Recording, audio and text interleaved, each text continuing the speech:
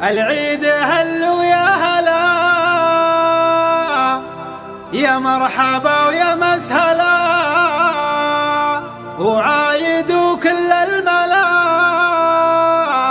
كل عام وانتم بخير. العيد هلو يا هلا، يا مرحبا يا مسهلا، وعايدوا كل الملا، وكل عام وانتم بخير. فرحة عم المسلمين من عند رب العالمين، الله يوفقنا اجمعين. كل عام وانتم بخير، والعيد معناه حلا للي تواجد في الصلاة، نمزار ربعه واقربه. كل عام وانتم بخير، ونواصل الغالين فيه اشد ما نحرص عليه، فرحة وتظهر في الوجه. كل عام وانتم بخير، وكم غالي غبنا عنه سنة واكثر من سنة، والعيد قربنا منه.